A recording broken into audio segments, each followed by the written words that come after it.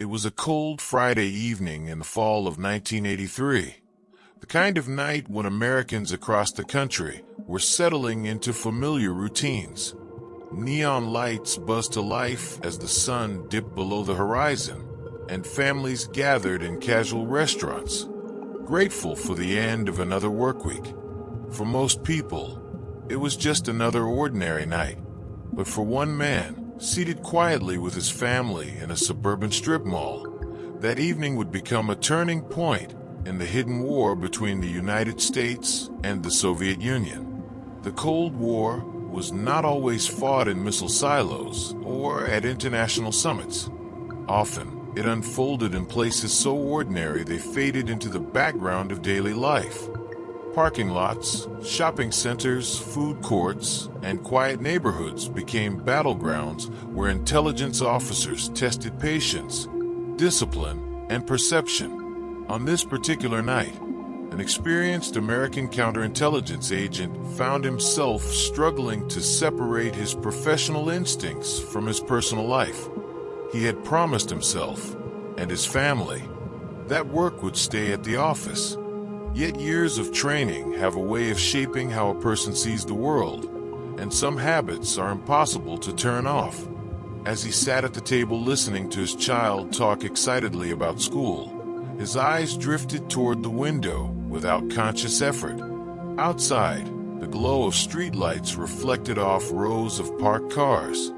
At first, nothing seemed unusual, but then small details began to stand out. Two vehicles parked farther from the entrance than necessary. Engines running, drivers remaining inside.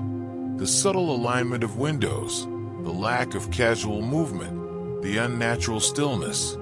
To an untrained observer, it meant nothing. To someone who had spent years studying Soviet tradecraft, it was a warning sign. The Cold War was built on mutual suspicion. Both sides believed they were acting defensively, yet every defensive move appeared aggressive to the other. By the early 1980s, tensions were especially high. Nuclear arsenals had grown to terrifying levels, proxy wars burned across the globe, and intelligence agencies were under constant pressure to deliver strategic advantages. Espionage was not a luxury, it was a necessity. Information about weapons systems, communications technology, and military planning could shift the balance of power without a single shot being fired. What unfolded in that parking lot was brief and almost invisible. A simple exchange, executed in seconds. No raised voices, no dramatic gestures. Just a handoff, carefully timed and carefully concealed. The kind of moment that disappears forever unless someone happens to be paying attention. The agent knew enough to understand that certainty was impossible. Innocent explanations always existed, but intelligence work was never about certainty in the moment. It was about patterns, probability, and judgment under pressure. Choosing to act meant risking embarrassment, wasting resources, or disrupting family life for nothing. Choosing not to act meant risking something far worse. That is the silent burden of counterintelligence. Decisions are often made with incomplete information, and the cost of hesitation can be catastrophic. The agent made a quiet phone call, careful not to draw attention, and passed along what he had seen. License plates, vehicle descriptions, timelines. It was enough to start a process that could not easily be stopped. What followed over the next days and weeks revealed a familiar Cold War story beneath the surface of suburban normality. An American citizen with access to sensitive defense information. A Soviet intelligence officer operating under diplomatic cover. Carefully constructed meetings designed to look accidental. Signals placed in public spaces. Documents copied away from secure facilities. Cash payments that blended into ordinary financial activity. None of it was dramatic on its own. Together, it formed a picture of betrayal. This is what made Cold War espionage so dangerous. It did not rely on movie-style villains or dramatic confrontations. It relied on patience and invisibility. Soviet intelligence officers were trained to exploit routine, predictability, and trust. They looked for people with access, pressure points, and justifications. Money, ideology, resentment, or ego could all be leveraged. Once recruited, an asset rarely looked like a spy. He looked like a neighbor, a co-worker, a man driving home from work, stopping at the grocery store, mowing his lawn on weekends.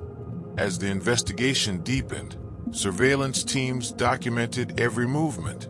Analysts compared notes. Patterns emerged. Small actions took on new meaning. A stop at a public library, time spent at a photocopier, a deviation from routine that suggested preparation rather than coincidence. Each step tightened the net, but patience was essential. Arresting too early could leave unanswered questions. Waiting too long risked further damage to national security. The Cold War demanded this level of restraint. Intelligence agencies on both sides understood that exposure was inevitable, but timing mattered. One successful espionage operation could compromise years of research and billions of dollars. Counterintelligence was about minimizing damage, understanding methods, and preventing repetition. When the moment finally came to act, it was swift and decisive. Evidence collected quietly over months came together in a single morning. The arrest itself was unremarkable. No chase, no public spectacle, just agents doing their jobs. The real weight of the moment came afterward, as investigators assessed what had been lost. Technical data, once protected behind secured doors, had crossed an invisible line. Engineers would have to redesign systems. Military planners would have to adjust assumptions. The consequences would ripple outward, unseen by the public, but deeply felt within the national security community. For the agent who first noticed something unusual on a quiet evening, the case left a lasting impression, not because of awards or recognition, but because of how close it had come to slipping by unnoticed. Espionage does not announce itself. It depends on distraction, on comfort, on the assumption that nothing important happens in ordinary places. The Cold War thrived in those assumptions, and counterintelligence survived by challenging them. Years later, the world would change. The Soviet Union would collapse. The Cold War would officially end. But the lessons of that era would remain. Intelligence work did not disappear, it evolved. New adversaries, new technologies, new methods. Yet the core reality stayed the same. Someone always has to be watching. Someone always has to notice when something feels slightly out of place. That is why stories like this matter.